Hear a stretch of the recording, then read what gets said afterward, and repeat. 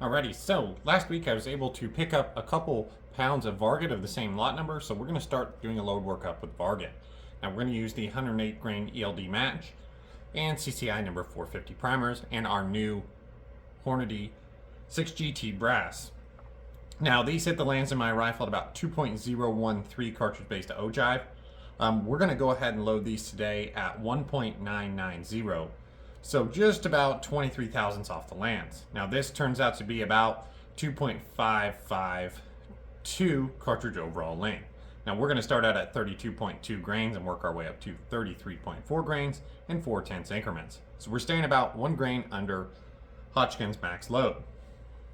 Now the gun isn't quite broken in yet. You know, we still only have about 50 rounds in the gun, but we're going to go ahead and try to start a little bit of a load workup with Varget and the 108 ELD. So let's get on the range and let's see him shoot. Alrighty, so we're out here on the range.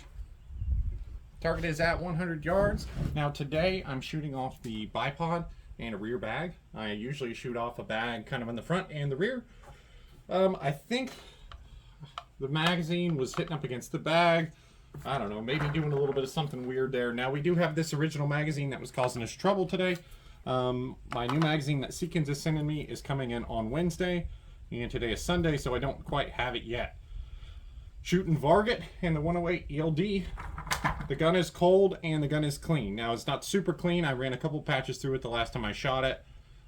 So we are going to have a kind of a clean bore and kind of a cold bore shot here. But we're not too worried about that. So what we're going to go ahead and do is load 5 up in this magazine and see how they group. We'll probably shoot 10 and then let the gun cool down and then shoot our other 10. Getting velocity through our lab radar. These aren't going to be super hot loads. We stayed about 1 grain below Hotchkiss max. So let's see how they group.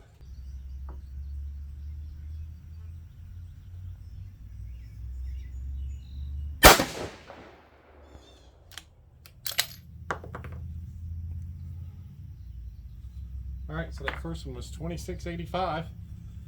Looks like we grouped just a little bit high.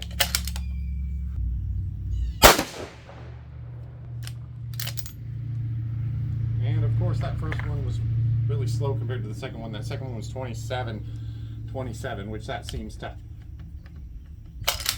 happen.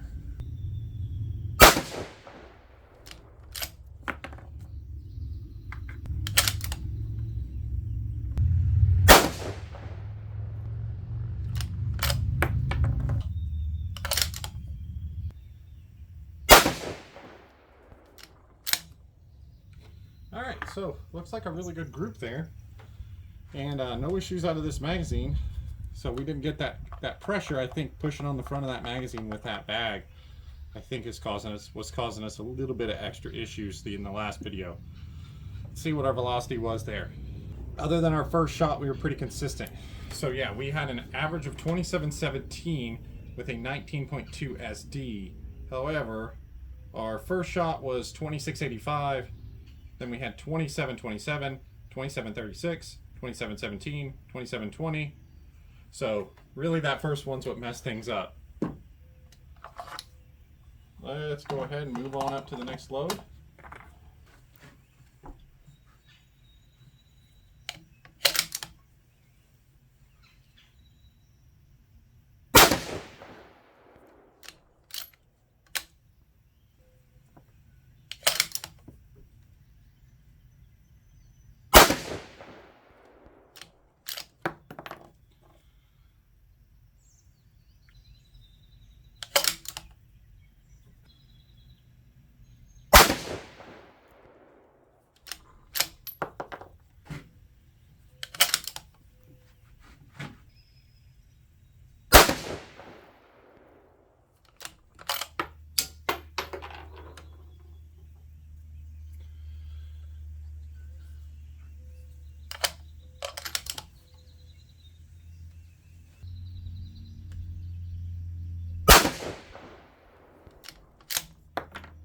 Alright, so those look like we had some pretty consistent velocity numbers. Now, I don't know if you guys can see in the video, but we're a little higher than what we usually are as far as shooting off our bench. So it's just a little bit uncomfortable, and it's not quite as stable as shooting off the bag, but it does seem like that little bit of pressure pushing on our magazine is seems to be causing us some of our new magazine issues. This one seems to be feeding pretty good here out of the bipod. All right, so those 5, we averaged 2751 feet per second with an SD of 8.5. So pretty good numbers there, and group looks pretty good too. So I'm actually gonna go ahead and shut the camera off and let things cool down, and then we're gonna shoot the next 10. Alrighty, so as you can tell, we let the gun cool down for about 10-15 minutes. It is hot out, so it's not like cool to touch or anything like that, but it is pretty much back to baseline. As you can see, I kind of changed the way we're shooting here. I went ahead and folded the bipod legs back to give me just a little bit lower shooting position. This seems like it's going to be more stable. I've never used a bipod in this configuration. I shot it with the legs forward, but never kind of back like this, so kind of be interesting to see how it turns out, but it does seem like a more stable position, so we'll give it a try here. Kind of makes more sense to start shooting this gun off a bipod, since, you know, that's probably most of the time what it's going to be shot off of. If it's not shooting off this bench, it's probably going to be off a bipod, so might as well try some load work up with it on a bipod. Also, I think it's going to fix some of those magazine issues too, so kind of two things that are going to help there. All right, so first shot after letting the barrel cool down just a bit.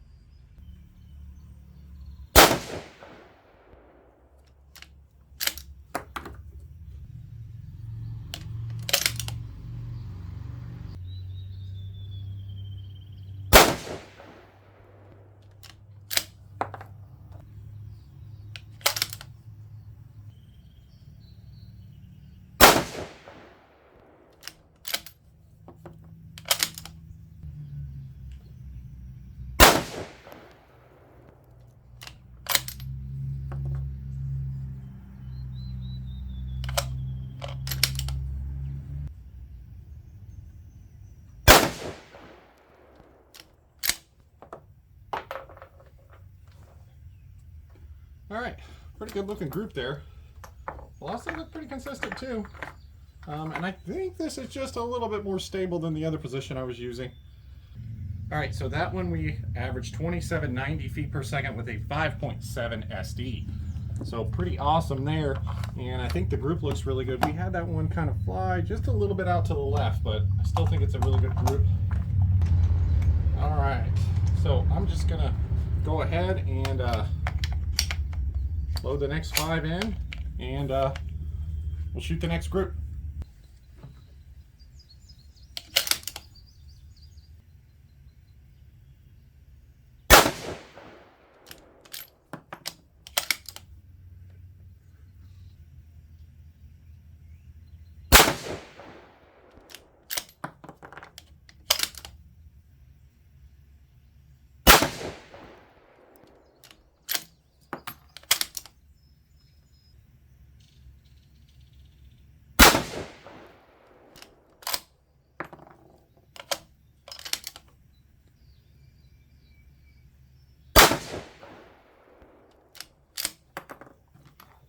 All right, so we kind of double grouped them there, didn't we?